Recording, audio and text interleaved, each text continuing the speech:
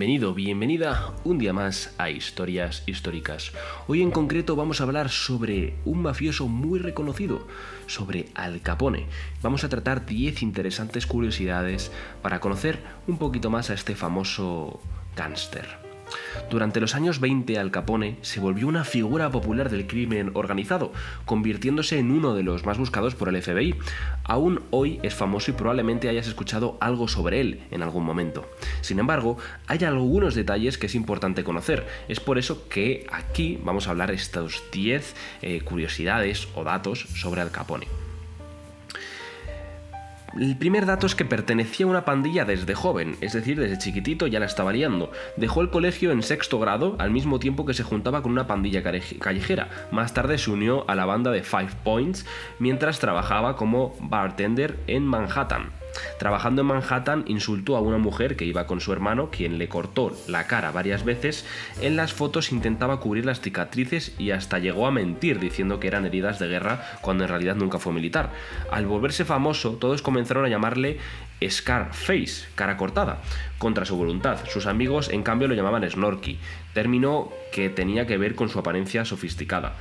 Claramente este mote de Scarface lo odiaba. Todo el dinero de Al Capone provenía de diferentes negocios, como el transporte de alcohol, las apuestas, la prostitución, trata de blancas u otras actividades ilícitas. No tenía vergüenza de su modo de vida y, como dijo en varias ocasiones, 99% de la gente de Cook County, que era donde estaba él, bebe y apuesta. Y mi ofensa ha sido proveerlos con esos entretenimientos. De hecho, su organización recaudaba $100 millones al año. Nunca se lo sentenció por la masacre de San Valentín ni por ninguno de sus asesinatos. De hecho, siempre que había algún asesinato o alguna acusación, terminaban desapareciendo los testigos o las personas que iban a denunciarlo, al final no lo denunciaban, pues claramente por sobornos.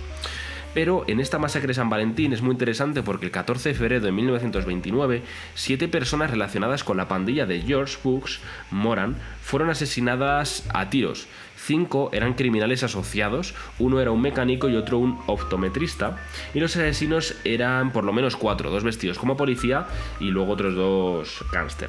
El crimen se conoció desde entonces como la masacre de San Valentín y siempre hubo sospecha de que había sido Al Capone, pero rival de Moran directo, pero vamos, esto nunca se terminó demostrando por lo que te he mencionado.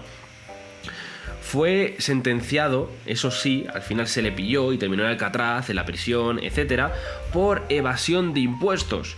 Considerado un enemigo público, Al Capone se libró de los cargos sobornando a la policía. De hecho, donde vivía él tenía el 60% de todos los policías sobornados, al alcalde sobornado, al jefe de la policía sobornado. Todo el mundo estaba sobornado por Al Capone, pero al final se le terminaron deteniendo por esto. En el año 1931 por fin fue acusado, pero por evasión de impuestos, un crimen menor si lo comparamos con los varios asesinatos en los cuales estaba ligado este señor. Luego fue enviado a Alcatraz, que comenzó su sentencia en Alcatraz, pero 2 años después empezó en Atlanta, y luego 2 años después fue trasladado a Alcatraz, una nueva cárcel de máxima seguridad, la cual pintaban como si fuese lo más, pero luego al fin y al cabo, Al Capone no era violento, de hecho se le llevó allí esencialmente por propaganda del gobierno y de hecho terminó allí tocando el banjo, o sea que tampoco estaba muy preocupado por estar allí. Terminó sufriendo sífilis. Durante los primeros años preso se le diagnosticó sífilis y poco tiempo después comenzó a sentir los signos de la enfermedad. Esto se debe a todas las relaciones sexuales que mantuvo con prostitutas cuando era adolescente. Se lo trató con inyecciones de malaria, pensando que la fiebre lo curaría. De hecho, hay muchas teorías de que si se le trató, si no se le trató, porque esta persona tenía miedo y pánico a las agujas. Después de ser asesino, pues tienes miedo a las agujas, en fin.